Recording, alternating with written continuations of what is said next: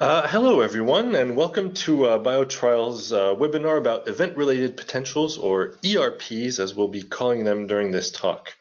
This is the second webinar in our series, and we'll be concentrating solely on this topic of ERPs. So that means that today we won't be giving a general intro on EEG and its principles or uses. If you'd like to have a general intro on the use of EEG in translational drug development, please feel free to watch our previous webinar, which provided a solid basis on this topic. You can reach out to us to request a link if you'd like to see that webinar. Before we get started, and to allow some time for latecomers to join us, I'd like to introduce today's speakers, Drs. Jeffrey Viardot and Simon Loyodice. So Jeffrey holds a PhD in signal processing, and he's been involved in CNS research for the past 20 years. He's currently a signal processing expert within the Biotrial Core Lab group. In this role, he's developed a number of algorithms which we use to analyze complex recordings specializing in EEG. We've applied these to research in Alzheimer's disease, Parkinson's, schizophrenia, and psychosis, among others. Jeffrey has a lot of experience in EEG, QEEG, ERP, and polysomnography signal processing and analysis. Today, he'll be sharing with us an intro to ERP and details on how we can implement these within preclinical and clinical research. Simon Loyodice is head of development in CNS pharmacology within Biotrial's preclinical group. Simon is a neuroscientist by training. He's worked in CNS drug discovery and drug safety throughout different experiences in pharmaceutical companies, which include Sanofi, Merck, and UCB. He completed his PhD in neuropsychopharmacology at the University of Clermont-Ferrand in France in collaboration with UCB. His work includes development of several translational approaches with the aim to identify drug and disease-associated molecular signatures. His research interest areas include neurodegeneration, drug addiction, schizophrenia, neuropathic pain, and drug safety, among others. Today, Simon will be telling us about the preclinical side of ERP, using a test with significant translational value as a basis, the auditory steady-state response. That being said, I'll hand things over to Jeffrey for him to begin the presentation. It's all yours, Jeffrey. Thank you. Thank you. As previously evoked by Mathieu, a previous webinar done by Philippe Danjou detailed effect of several drug classes on several biomarkers relying on EEG. Some of those biomarkers are extracted from quantified EEG, QEEG, other from event-related potential. Today, we shall focus on the last one, the ERP. In fact, the way to produce ERP and to derive biomarker from them. According to the participant list, it seems that some of you already work with ERP, but some don't. So I will maybe start with basic info, and after I will move to more detail. But the first idea is that when you want to study a system, you can just observe it. We can estimate the size, the shape, the color. But for some tools, for some system, it's quite interesting to have access to other information. And we can stimulate the system to study the response of it. And of course, when we want to obtain this kind of information, we have to select the right tools. In fact, today, our system will be the brain, and when we want to just observe it, we can use QEEG. In fact, QEEG, which is the background task performed by the brain. But we can also try to assess and study the reaction to an action, to a stimuli, which is the ERP. It's quite interesting to assess the brain, but also to assess the drug effect on the brain. To stimulate the brain, we can use all science available. A lot of publication talk about several ways to produce the stimuli. Today, we shall focus on auditory stimuli, which are the most easy to use in non-clinical and clinical study. To do that, here we have a detailed diagram about the way we used to do that in a clinical trial. There's a lot of detail. Of course, it's possible to come back later if you have any question about the different items on this diagram. But we have two main parts. At the top, we have the auditory stimulation system, which have to deliver the stimuli, and at the bottom we have the acquisition system, which have to record the physiological signals. Two main points. To reduce the variability between recordings or between sites, it's quite important to work with an auditory stimulation system calibrated. It's really important. And another major point is to be sure that we have a good synchronization between the auditory stimulation system and the acquisition system. We use a trigger to do that. It's a good way to have an information about when exactly the stimuli are delivered. It's quite important. We will show you that in the next slide. But we can do exactly the same on animals. We have the same constraints, and we can use the same solution with calibration, trigger. It's almost the same system, of course, with few adjustments depending on the constraint we have on animal acquisition. When we stimulate the system, the brain, it leads to a set of electrical oscillation, which can be observed using EEG.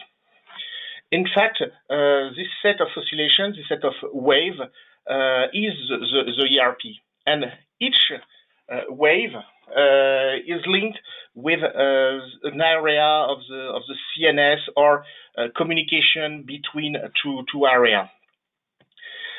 Of course, this response will depend on the stimulation, but also on the spaces we are working with. Here we have an example of ERP obtained on a mouse at the top and on human at the bottom. We can observe the set of wave in both cases, but it's quite interesting to have a look to the latency. The time axis is not the same on both figures, and here it's very important to remember that when we want to extract parameters and biomarker from those type of wave.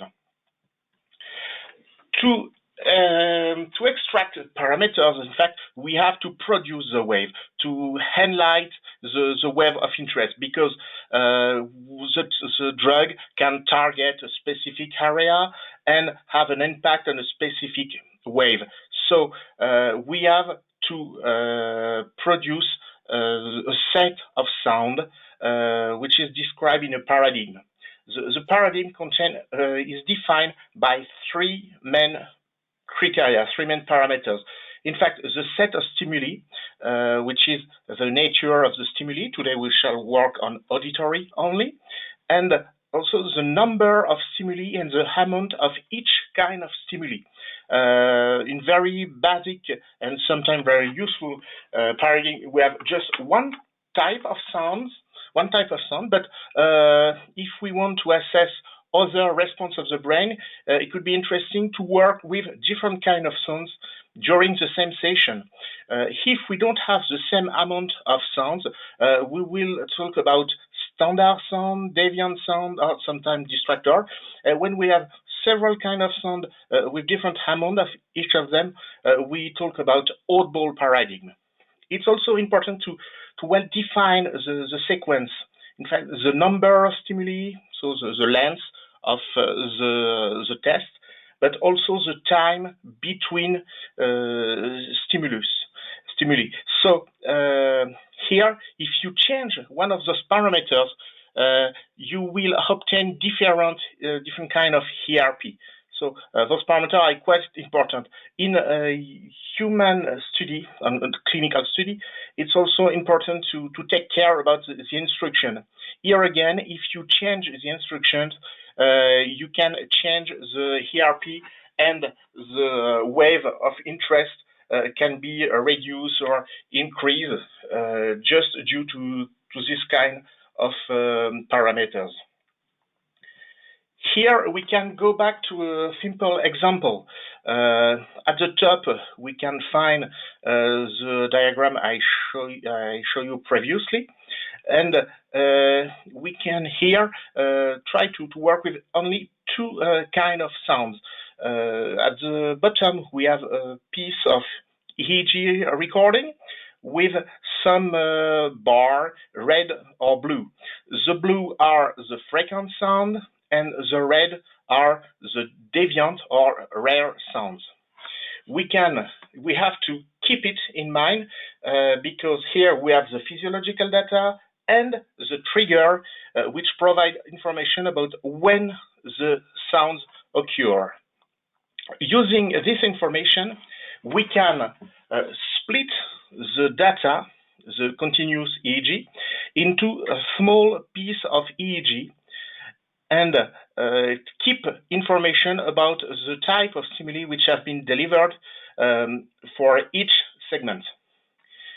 Here we have the EEG around stimulation, and we could expect to see the response of the brain as previously displayed in one slide where we have the ERP, but here we can't see that. We can see that in any of the small segments. In fact, we can expect that we have a response of the brain to the stimulation, but it's hid by the brain activity. In fact, it's hid by the QEEG, the spontaneous EEG, the processing of other stimuli which are not linked with our paradigm. For example, if it's eyes open, we could have the process of the picture or every kind of information which is also processed by the brain, other task. So to do that, to obtain the ERP, we have to process the data.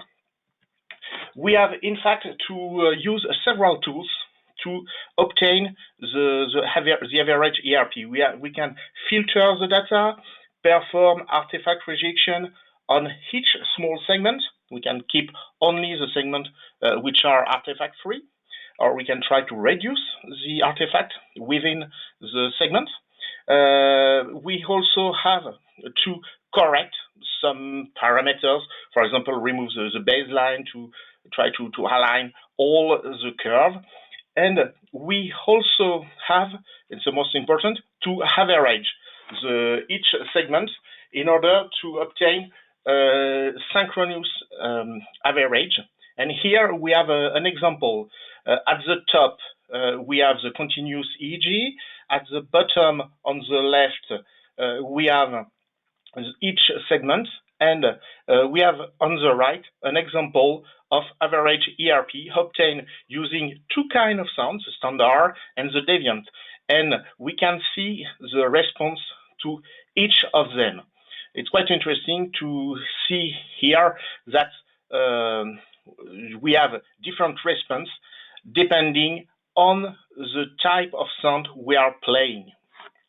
And here it's also quite interesting just to have a look. We obtain a good response, the red one, for example, with just only 9 stimulation. It really depends on the amounts of noise, but it's really interesting to know that we need some stimuli, a set of stimuli to obtain this kind of average ERP.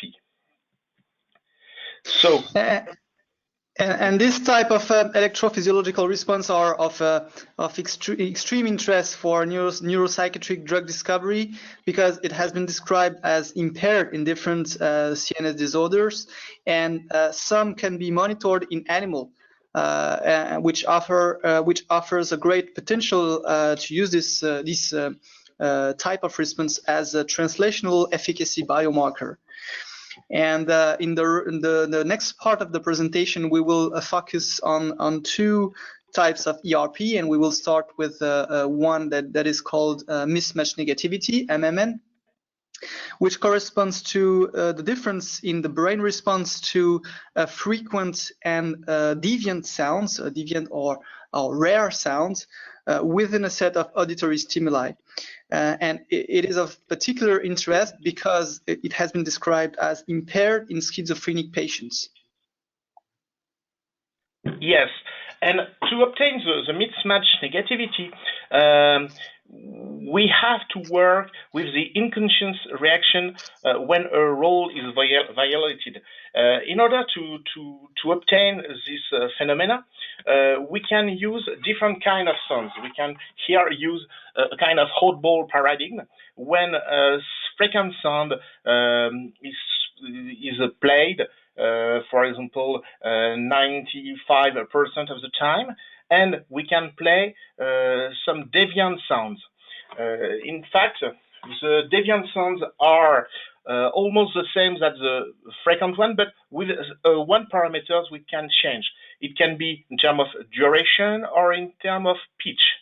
Here we have an example with a frequent sound at a certain frequency, and if we increase the frequency, it's a second line, but with the same duration, it's a kind of deviant. But it's also possible to keep the same frequency and just increase the duration, or do both. In the next example, I will work with just the first two sounds of this figure, with standard and deviant, and the difference is in terms of speech only, of pitch only. We can here have an example. At the top on the right, we have ERP obtained using deviant and frequent sounds.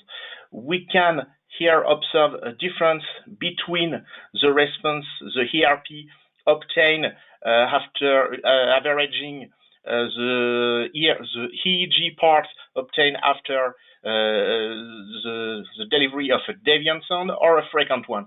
Here, in fact, it's the average of a large amount of recording. We use part of the Biotrial database, and we work with more than 300 recording to obtain this curve. The differences can be observed, but it's also interesting to quantify the difference. And a way to do that is to estimate the area between the two curves. Here it's displayed in green on the screen. But another way to do that, and we keep the same kind of information, is to estimate the difference between the deviant and the frequent. And if we do that with the curve we have here, we obtain the other figure of the slide at the bottom left when we have the differences, and we also report the green area, which is exactly the same, but here it's between the time axis and the curve obtained after the difference. From this curve, we can also obtain other parameters which describe this wave. In fact, we can estimate the maximal amplitude and the latency. So from one stimulation, we can obtain a set of biomarkers, here the amplitude, the latency, and the average amplitude or the area, depending on the way we try to estimate it. Of course, the interest of this wave is the fact that it can be modified by pathology or drug. And again, if you can go back to the previous slide, Geoffrey, just to further emphasize that the green area that you see on the top right corresponds to this difference in brain response to two types of sound, a deviant one and a frequent one that I was referring to earlier. Yes, and because the mismatch negativity have a high translational value, it can be used on animals and on human. These parameters have been selected by a prism PRISM is a European consortium which perform research on different pathology, and Biotrial is part of PRISM. And here we have an example of what we obtained during a pilot study. On the left, we have the different curves, the same as on the previous slide. Here obtained on 21 subjects, a study performed at Biotrial, and we can compare the curve with the curve published by Duncan's team in a reference paper, and we obtained really the same kind of ERP. Of course, we can obtain that on a single electrode, but we can also extract the biomarker I told previously, the amplitude, the average amplitude, the area, or the latency, for a set of electrodes. Here we have an example of EEG flap map where the value of the parameter is displayed. It summarizes information into a single picture. Here, in fact, we have two pictures because we can obtain that for a healthy subject, the control here, and for patient. And we can see clearly that we have a difference between the mismatch negativity obtained on control and on patient. In fact, we can observe it on a single electrode on the right of the slide, but we also have topographic information which show where it happened and the area where the phenomena occur, and we can see a difference. So it's quite, this kind of representation is quite interesting because when we try to assess a drug effect, we can expect that the drug can reverse the effect of the pathology. In fact, we can try to obtain that the fact that after treatment, the EEG flap map of the patient will look like the control ones. So it's really interesting to work with this kind of map. And maybe just to mention that regarding this flap map representation, here we have displayed published data, but with all respect we have for the authors, we were actually able to generate even more beautiful data set, but for confidentiality reason we were not able to share with you. So you will have to trust me, but yeah, we work quite routinely with that kind of representation. Yes. Yes, this is a result obtained on human, of course, but we can also work on animals. Yeah, and as I mentioned earlier, one of the great interests of mismatch negativity is that it offers a great potential as an efficacy biomarker because of his translational value. So there is a huge research effort to develop mismatch negativity in animals. To be able to assess, to better predict the efficacy of developing compounds. And here at Biotrial, we have developed a method for assessment of ERP in the rat.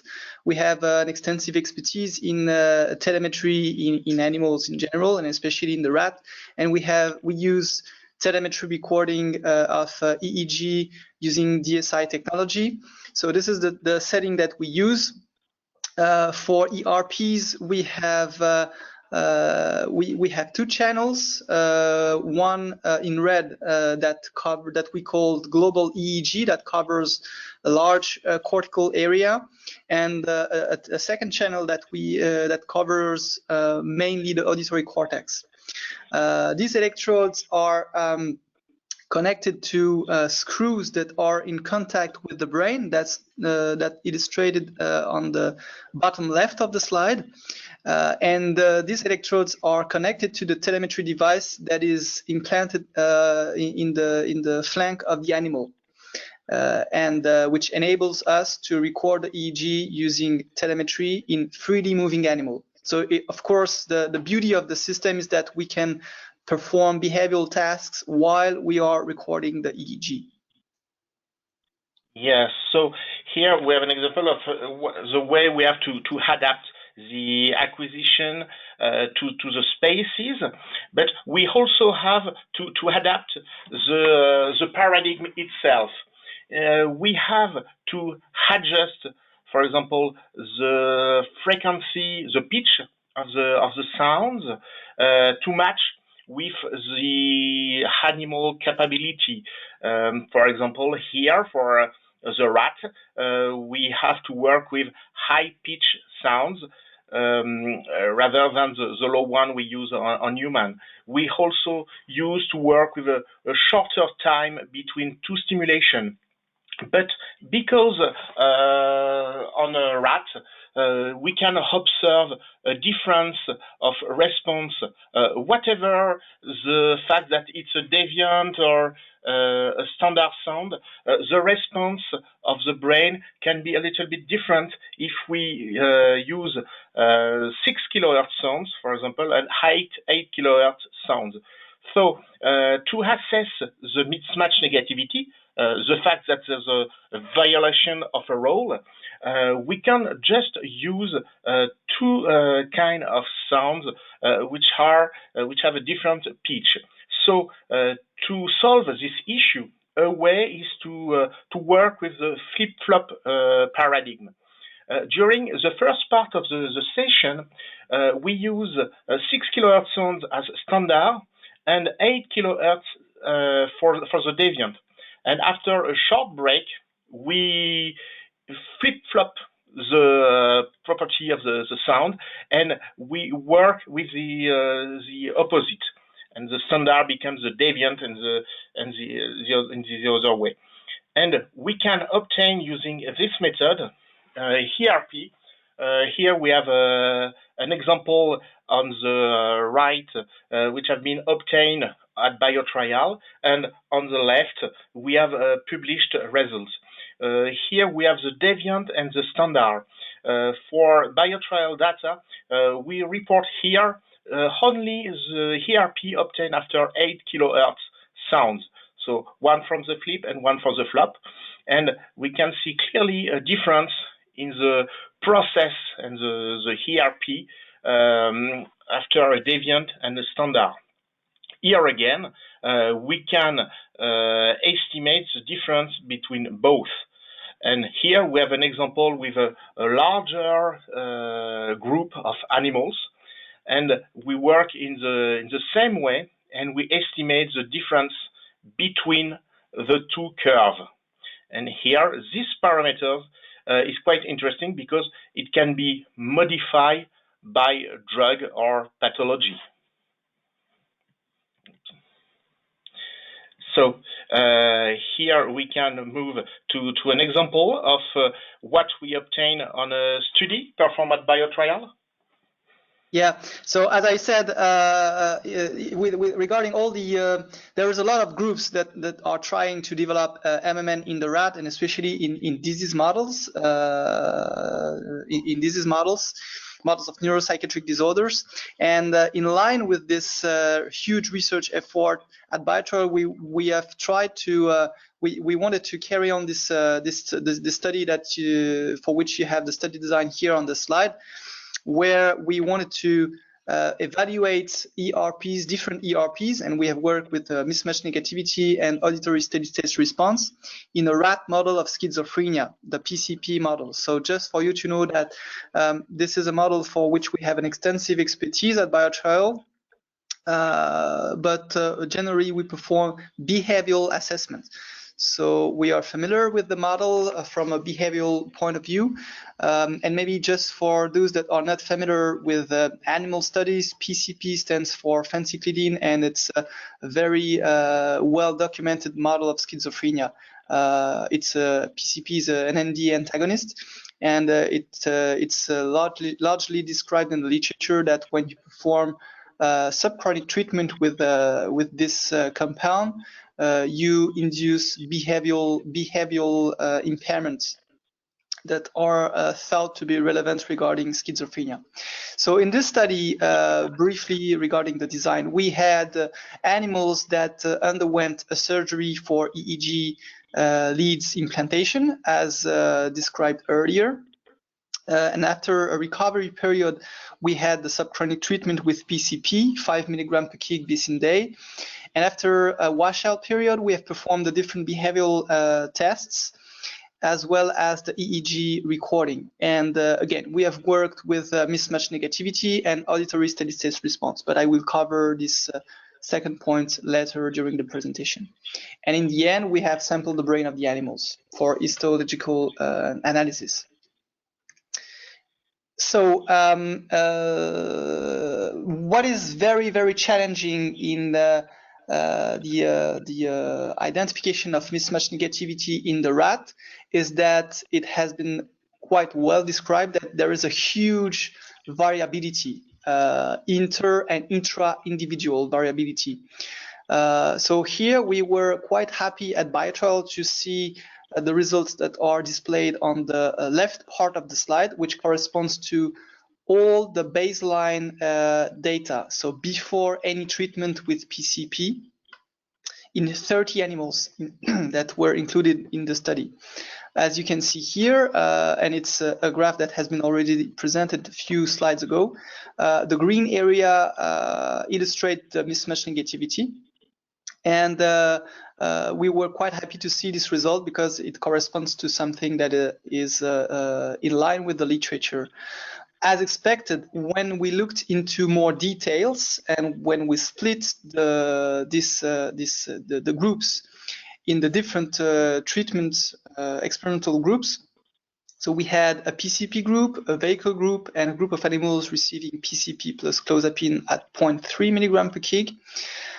So as expected, we saw quite an extensive and important variability, including intra-individual variability, as illustrated by the vehicle group when we compared mismatch negativity before treatment with vehicle and after treatment with vehicle.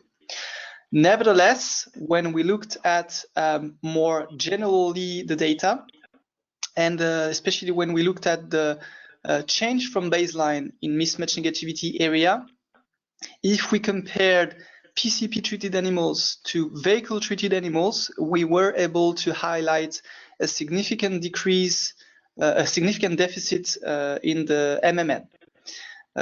So this was really exciting. When we compared the three treatment groups that we had, vehicle, PCP, and PCP plus clozapine, we lost the significance threshold, but we were very close to a significant deficit in PCP animal, and a trend to see a reversion with clozapine for mismatch negativity when we looked at change from baseline. Importantly, this data, we had this data when we looked at channel 1, which corresponded again to what we call the global EEG, which was a large area, cortical area that the red leads. So these results were quite exciting, and we wanted also to assess another ERP, and we wanted to work with the auditory steady states response, ASSR, which corresponds to the response of the brain to a series of auditory stimuli at a particular frequency. And I will let Geoffrey cover more extensively in which what is ASSR. Yes, thanks. In fact, ISSR is quite interesting because here again, it leads to biomarker which can be extracted in a clinical study and non-clinical study, but it's also interesting in terms of signal processing tools or methodology which have to be involved in the process to obtain this kind of ERP, because it's not the same way to extract this kind of ERP and the previous one, the mismatch negativity. As mentioned by Simon previously, to obtain the auditory steady state response, we have to stimulate the brain with periodic periodic sounds. In fact, we used to work with a set of single click. And here on this example, we work with a set of 20 clicks. Each of them lasts 1 millisecond. And when we stimulate the brain with this kind of stimulation, in fact, 20 clicks during a half second, so it leads to a 40 Hertz stimulation. And when we have a look here at the top on the right, the blue curve is the average ERP obtained with this stimulation. And we can see clearly, after some process, of course, the average response, and a response which is during the stimulation period from 0 to 0.5 seconds, and at the frequency of stimulation. But to obtain more information from this ERP, it is possible to work with time frequency representation. We have an example at the bottom left here, when we provide information and analysis for each time, it's the x-axis, and for each frequency, it's the y-axis. And here we can see visually, we have information about the response of the brain at different frequency for the stimuli we apply. We have a lot of information in this picture, so we have to summarize it. To do that, we can estimate, we can produce a time course computing the average value or the sum around the frequency of interest, in fact, the frequency of stimulation in many cases. And we can obtain the time course, which is reported here at the bottom, the red curve. From this time course, when we can see clearly the period of stimulation from 0 to 0.5, we can extract parameters, we can extract biomarker. This biomarker can be the average value during the steady state period, here at the top of the curve, and we can correct it using the average value before the stimuli onset. This kind of time course and this kind of parameters can be obtained using different kind of time frequency representation. In fact, for ASSR, there's 3 kind of time frequency representation of interest. There's one at the right here, which provide information about the reproducibility of the response from one stimulation to the next one. It will provide information about the phase looking of the response with the stimulation. This is the phase looking factor. But here on the left, we have another information which is also obtained using, in fact, a complex time frequency representation. But here we focus on the power at different time and different frequency, and we don't take into account, we don't care about the phase looking of the response. We just have information about the power at different frequency for different time. And we have also very interesting parameters, which is the evoked power. The evoked power is a kind of combination of the induced power at the left, and the phase looking factor at the right. And here we have another kind of information which is, and the value is high when we have a high phase looking factor and a high induced power. This kind of time frequency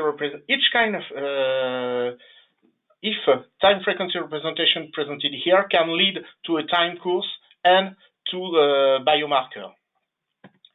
We can, of course, we have to work with this time frequency representation and extract the time course, but to do that, we can also use different methodology. And we can have to filter the data or we have to perform the average using removing some stimuli in order to reduce the noise. And here we have just an example of what the time course we obtain without any kind of filter. It's the red curve at the bottom. And we also here report the time course obtained when we perform something more tricky using name sorted average. We can see clearly the fact that using this method reduce the variability both on the steady state part of the response of the ERP, name A here, but also on the baseline B, which is used to correct the value estimated on the steady state part. So it's quite important to take that into account when you define the way you will process the data. We can work with animals and human, and here we have results. We have the time course obtained using here the evoked power for 3 species. In fact, on the right we have results obtained on human, and on the left we have the time course obtained on Wistar and Long-Evans with different EEG derivation. We can see clearly the difference between the time course obtained on Wistar and Long-Evans. And we can see how the Wistar response look like the human one, with a low peak at the beginning, just before the steady state, and a flat response, a little bit like what we can observe on a human. We can also assess the stability of the parameters because previously Simon said a few words about the variability we can observe on mismatch negativity. Here we also have variability between subject or between animals when we work with ASSR, but we have a very strong stability when we work with the same subject several times. The intra-subject stability is quite high. Here we have an example with a group. We have performed acquisition during 3 days, and we estimate the average ERP and the evoked power for each subject involved. Here we have 2 conditions. With placebo, it's a black curve, and the red one is under escitalopram during several days. On the baseline, we can see that we have no difference between escitalopram and placebo, and after we can see the drug effect on the ASSR. But it's also very interesting to see how the placebo response is stable. So this kind of parameters is really interesting to assess drug effect. Of course, we can do the same on animals.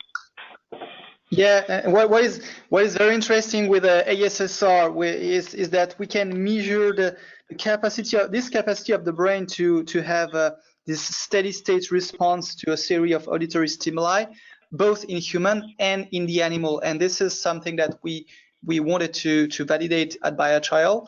And we have performed a pilot study. Here it's on 3 rats. And we were able to highlight in healthy animals a very nice ASSR, as illustrated in the graph that is on the top right of the slide here. You see the response before stimulation and during the period of during the stimulation with 25 stimuli.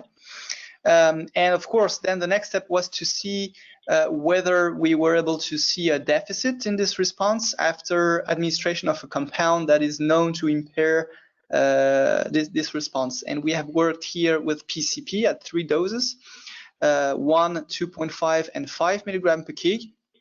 And we were able to see this nice dose-dependent decrease in the phase locking factor. So of course this was obtained on 3 rats, but again it was a pilot study, and this paved the way to the next study that I already presented. So here we have again the study design that I discussed earlier, with animals that were firstly operated for implantation of EEG leads, and after the recovery period, subchronic treatment with PCP, washout period, and behavioral assessment and EEG acquisition. I already presented the data that we obtained for mismatch negativity, and now I will show you what we had for the ASSR. So again, we were able to obtain relevant, exploitable data only with channel 1, which corresponded to global EEG, large cortical area. And we were very, very excited by the data that we obtained. When we looked at change from baseline in evoked power, and phase locking factor, that corresponds to the graphs you have on the left part of the slide, we saw significant deficits in PCP treated animals, whether they were treated with clozapine or not. We have used clozapine at 0.3 milligram per kg. So this was quite interesting. I wanted to share with you also the behavioral data that we have generated here in the study. That corresponds to the graphs that you have on the right part. We have performed an assessment of memory performance using the novel object recognition task. And we have seen a significant deficit induced by PCP, and this deficit was reversed with the clozapine at 0.3. Which is interesting when we compare with what we had for ASSR. Surprisingly, we did not see any impairment in the social interaction behavior, and no change in nature for PCP-induced hyperlocomotion. So this was more surprising because, again, we have an extensive experience in this particular model, the PCP rat model. What I should mention here is that usually we work with long events rats, and we usually see a clear deficit in social interaction reversed by clozapine. Here we have worked with Sprague-Dawley rats. The reason why we had to move from long events to Sprague-Dawley is that we have performed a pilot study with long events using EEG surgery, and animals had troubles to recover from the surgery. So that's why we had to move to Sprague-Dawley. And there is, I have a paper in mind, especially, but I know that it has been described in the literature, but especially a paper published by a group of different pharmaceutical companies. I think the first author is Sana Yanunen, suggesting a strong, very important different strain sensitivity in PCP and in the psychostimulant for this for induction of this schizophrenia model. So this might be an explanation why we don't see the deficit in social interaction. By the way, when we compile all the data generated so far in this particular study, we have demonstrate very nice deficits, PCP-induced deficit in the ASSR, both for evoked power and phase locking factor. This deficit was not reversed by clozapine. When we looked at mismatch negativity, it was a bit less clear, but we had encouraging data with a deficit induced by PCP that should be further investigated. And when we put this data in parallel with the behavioral outcome, we had something that is consistent if we look at the assessment of memory performance with the novel object recognition, with animals, with PCP animals exhibiting a significant deficit in this test, and reversion with clozapine at 0.3. So what we have presented so far in this webinar is completely in line with the current trends in CNS drug discovery and the need to develop objective biomarker for better assessment of drug candidate efficacy. Of course, there are other ERPs that are of interest. Today we have focused on mismatch negativity and ASSR because they are the main ERPs that can be monitored both in human and in animal. But again, there are other ERPs that are of great interest. Yes, and there's also other biomarker which can be extracted from the ERP we talked about during the webinar, like the one which rely on the network and the source localization. Here, we start with the basic one, which can lead to interesting results as the one presented by Simon. Perfect. Well, thank you, Jeffrey. Thank you, Simon, for sharing this information on ERPs. We've seen that these can provide interesting information, I believe, and bring value to elements such as target engagement and drug efficacy. It's also interesting as an objective measurement that can be made on CNS drugs. Just for information, several of our sponsors use these as a tool within their development projects. It helps them assess their drug's potential, essentially. So we've received a fair amount of questions. I'll leave Simon and Jeffrey a few seconds to review these. But just in the meantime, I wanted to let everyone know that we'll be holding additional EEG webinars after the summer. The topics of these future webinars will be QEEG, safety EEG along with seizure liability, and finally PSG or sleep EEG. So these will be three different webinars that we'll be holding after the summertime. So Erwin will of course keep everybody posted on when we move forward for these. So getting back to the topic of today on ERPs, we do have a few questions. I think the first one might be for you, Simon. We have a question, someone asking if the data discussed today will be presented at any scientific conference or if it'll be published in the near future. Yes, absolutely. So the data that I presented related to the assessment of ASSR and mismatch negativity in the PCP model will be presented at the next major CNS meeting, ECNP, and the SFN in San Diego this year. And we are currently working on a paper to try to get this work published. Okay, thank you. I think the next question might be for you, Jeffrey. So we have someone asking if the ERPs that we've presented today, or ERPs in general, are only possible to implement on single-site healthy volunteer studies or on small scale, once again, single-site patient studies, or can these be set up for multi-site patient trials, a phase 2 protocol, for example? Yes, of course, it's possible. In fact, we have several facts we have to take care to deploy, to send the acquisition and the stimulation devices in several sites. But yes, of course, because it's easier to move the acquisition system to the patient rather than bring the patient to the system. We used to work with ERP in a multicentric study. Right now, I think we have a study with 18 sites where we work with ERP. In fact, we have just to take care of that to reduce variability.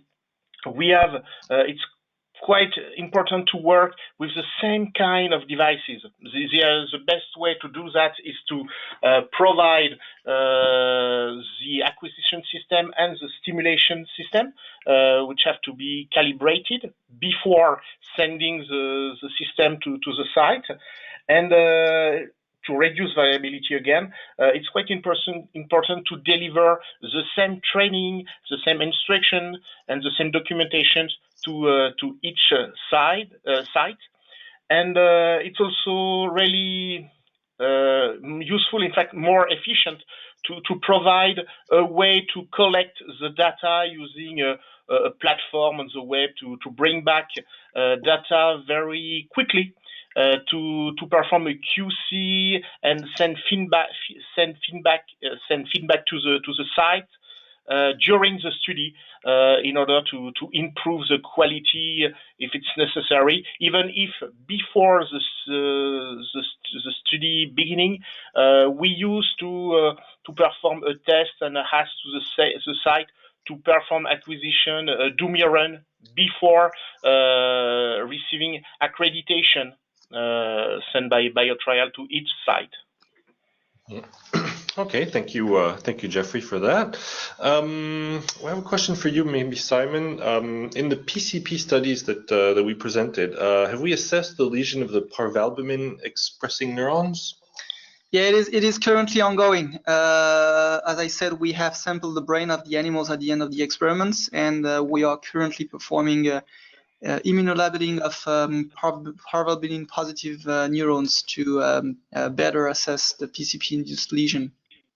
Okay, thank you. So stay tuned. Okay. A question maybe for both of you.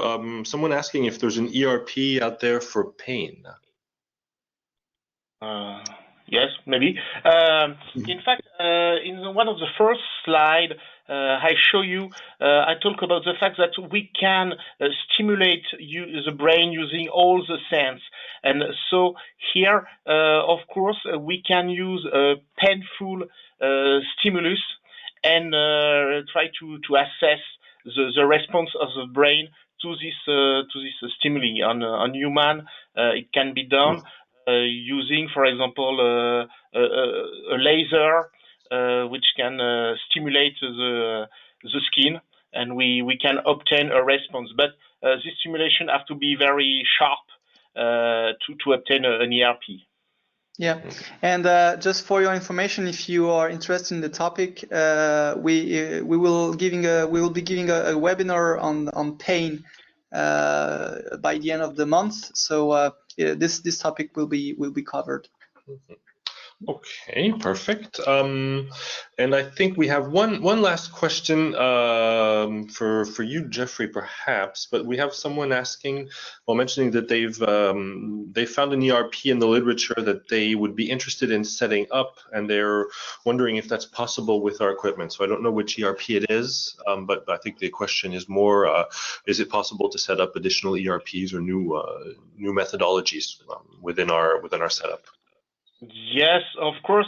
In fact, today I just talk about the auditory stimulation, but we can also perform visual stimulation. And because I show you a diagram with all the elements involved in this kind of paradigm, this kind of test. But to deliver the stimuli, we use to program the paradigm by ourselves. So yes, of course, if we have enough detail, we can reproduce stimuli which have been used for published data. Yes, we can if we have all information. Yeah. Okay, perfect. Thank you. Well, that was it for today. I believe the topic of ERPs has been covered. We do hope that everybody has found this interesting. If you have additional questions, don't hesitate to write back to us. We'll be glad to help wherever we can. And as mentioned, we have more webinars planned in the future for additional topics, pain, and further investigation of other EEG methodologies. And we'll keep everyone posted on when those are planned. So until next time, we say goodbye, and hope to see you soon. Bye-bye.